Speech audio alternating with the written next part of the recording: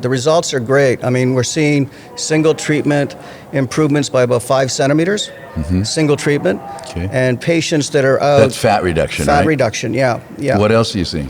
The other thing is that it's interesting that with the platform, we've been able to integrate not only obviously I'll call it the quasi-focused ultrasound that is able to get deep into the fat layers, but also radio frequency to create a skin tightening effect, and an EMS system. So the technology has 3 different clinical applications, indications.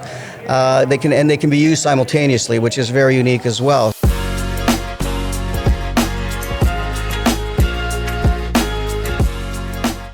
Hello everyone, and welcome back to the Technology of Beauty, where I have the opportunity to interview the movers and shakers of the beauty business, and today is no exception. However, we're here in Austin, Texas at the aesthetic meeting here, called MEET, and we're also at AIS, or Aesthetic Innovation Summit. So that's why we're here in the Convention Center. And with us today is Dominic Serafino.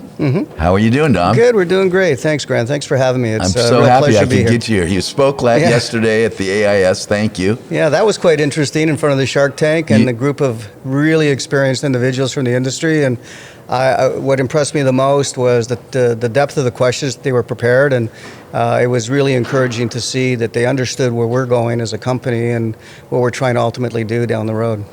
Now, you've been involved in many companies. Why don't you let our viewers and listeners hear about a few of the companies you've been involved in? Now, you've been on the Technology of Beauty before, so they want to research you, they can go on to the library. Exactly. But for those first-timers or haven't had the chance, the few people in the world that don't know you, Dom, could you kind of run through a couple of companies you've been through? Yeah, I've been in the industry for 30 years. Essentially, it's kind of ironic because we started at the very early stages of aesthetic medicine, and we had a plastic surgery clinic in Toronto, Canada, with a plastic surgeon partner. And the reason we acquired the clinic was in that early stage of technology launches, various companies. We wanted to learn what works, what doesn't work in the real world, on the street, in the clinics. And we made a lot of mistakes, we learned a lot of lessons, but in fact, we did understand that there was a real market. So going from Canada's largest laser distribution business, we became part of the startup group of a company called Syneron Medical in 2001. And we were very fortunate to build that Israeli company to a global entity that went public in 2004. Very quickly, we grew to $1.4 billion in value. And that was quite satisfying. And the reason I think we were able to grow the business that quickly was that we had a very differentiated business model, a unique technology, but really it was more about the business model, taking care of the physician first. And we just believe philosophically that if your customer is successful, you're going to be successful. So we focused on that. We exited out of that a couple of years after that, around 2006, 2007, took a couple of years off just to sort of recharge the batteries and get to know my 3 kids again, which was very, very fulfilling. And then we started another company called Venus Concept in 2010 and grew that from 2010 to a public offering in 2019 to about $124 million of revenue.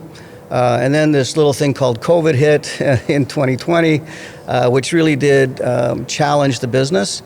I left the business a couple of years ago.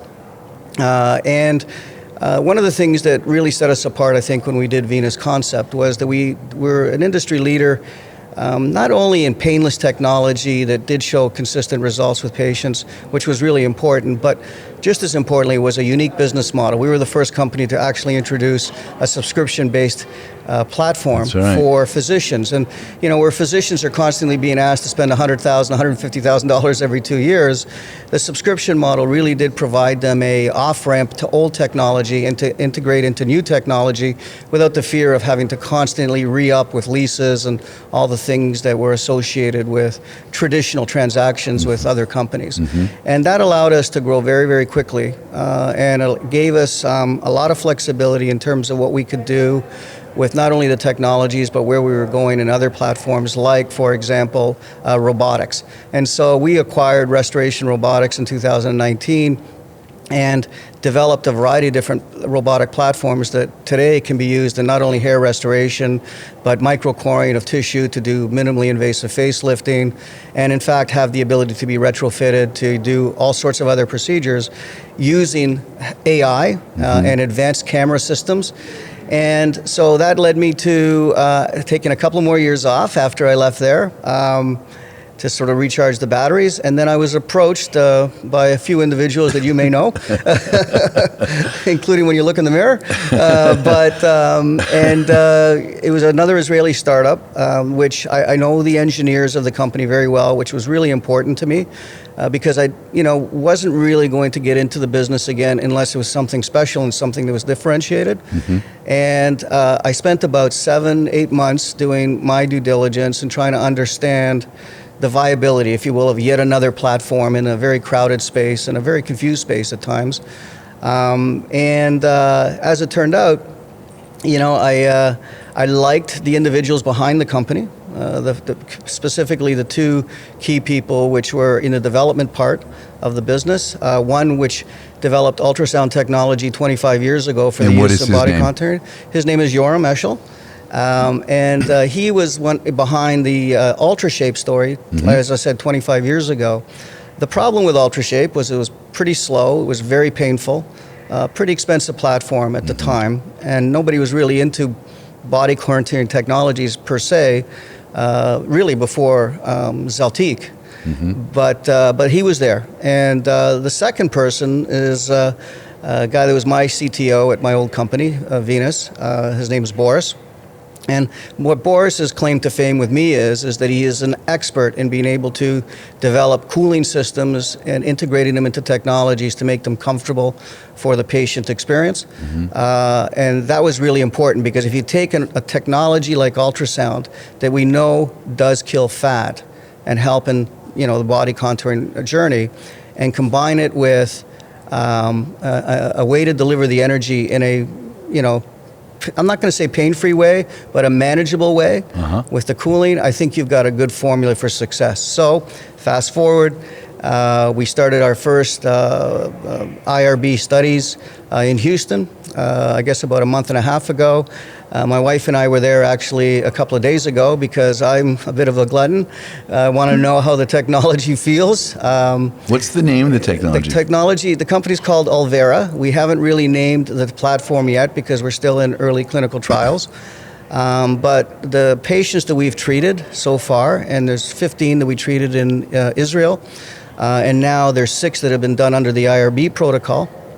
The results are great. I mean, we're seeing single treatment improvements by about 5 centimeters, single treatment, and patients that are out. That's fat reduction, right? Fat reduction, yeah. What else are you seeing?